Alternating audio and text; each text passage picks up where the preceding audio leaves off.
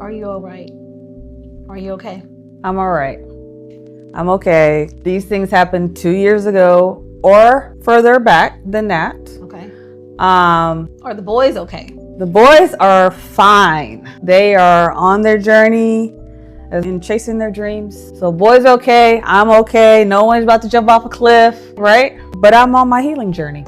So I lost my job. That was without my permission. Okay. And that sent me on a path that I didn't expect to go on. Okay.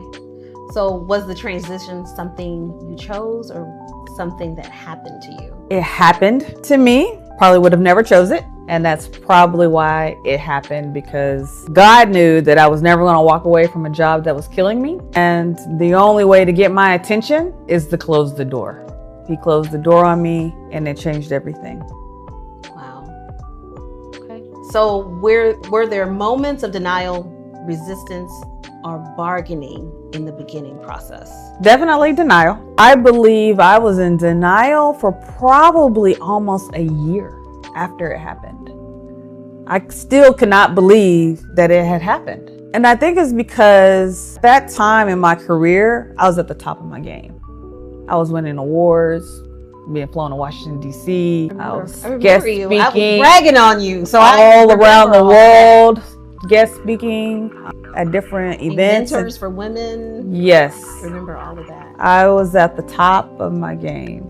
And for it to be abruptly just taken from me, I literally could not comprehend. That didn't happen. Right. That couldn't have happened. How could that happen? Even though it had happened, I still was like, I'm so good. Yeah. I'm putting everything, giving everything. How? And so I was in denial for a very long time. So that was kind of your grieving moment. So I'm assuming that you grieved the exit. So after I came out of denial, okay, and I reached a level of like AA, I reached a level of acceptance. Okay. That's when I started grieving my old life. I actually didn't know who I was without that job, because I've always been an ambitious career woman. That's always been who I was. And so to be taken off of that path, I didn't know who I was without it. So it was like I died. It was a death for me. And then how did that grief show up? I guess that's kind of technically how it did show up for you. It showed up by the way of, I didn't get out of bed for weeks. I didn't do anything. I was stuck. I isolated myself from all of my family and friends. Did you tell people what had happened, or did you discuss it with people, or did you kind of keep it to yourself and not share? So everyone knew I had lost my job. I had shared that. Okay. But I did not share how it made me feel, other than anger. They knew I was upset, right? But that was the extent of it. Most people thought that, oh, she's fine, she'll get another job. And they literally had no regard for my mental health. It was literally like, she's okay. She's gonna land back on top. And it was just like, I was dismissed. My feelings were dismissed because I was the strong one. I was successful. And so it was like my feelings didn't even matter. So I was invisible. Yeah. No one saw me. Right. No one saw me. I was alone. And I hate that. I'm sorry, Chris. Lord have mercy. Oh, my goodness. Wow, kind of a lesson, like, you got to check on your people. When I think about what you're saying, I think about, like, I lost a job. Yeah. We don't think about that being how you define yourself. Yeah. So what did the in-between season feel like? When did the old chapter finally close, but the new one hadn't started yet? So what was that in-between season like? So I'm in that in-between season right now. The door closed, pushed me out. Yeah. And now I'm in this place where I can't go back, but I don't know what forward looks like. I don't know what it means to be me anymore. I literally don't know who I am anymore. So if you think about it, you get put on this path after college. Right. You're gonna get a good job, get married, have a family, work, advance in your career. And 25 years of doing that motion I don't know who I am anymore without that. Kids are gone. Work is gone. Who am I and what am I supposed to do now? Yeah. So Lost. You're lost. Lost. Are you scared? I'm not scared. And I don't know if that's just because I'm wired that way. I'm afraid to not move forward. It scares me to stay stuck, and it scares me to want to go backwards, to fall back into what's comfortable, to fall back into what's known. That scares me more than treasuring a path forward.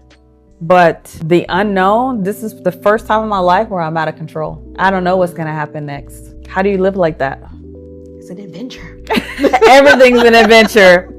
It's an adventure. And so I'm embracing the unknown and not knowing what's next. And I think that's God talking to me. Yeah, because I was going to ask that was next. Who or what anchored you or is anchoring you during this transition? So my number one anchor right now is that OG in the other room. Which is crazy because he has been that person for me. And I would say it's funny because when you're always the strong one, everyone depends on you. And you're always covering everyone else and holding everyone else down. Yes. And then I get into this place where I need someone to hold me down, which is a weird place to be in. Yeah, that's an interesting comment. The reason I think that's an interesting comment is because when you think about holding something down, or you holding your family down. Yeah. When you hold your family down, you're holding yourself down, right? So you got it. It seems like you got everybody. You got yourself and you got everybody. You're not holding. That's what it looks like. Yeah, that's what it looks like. Yeah. But there's something else internal that you've got to deal with, and it sounds like that's what you're dealing with right now. Yeah, you're always pouring into other people's cup. No one's filling your cup. Your cup is empty. So now I got to fill my own cup before I fill anybody else's cup. So that is the major shift, is I have to take care of me. I have to be intentional about pouring into me. Right. Wow. And I never knew how to do that.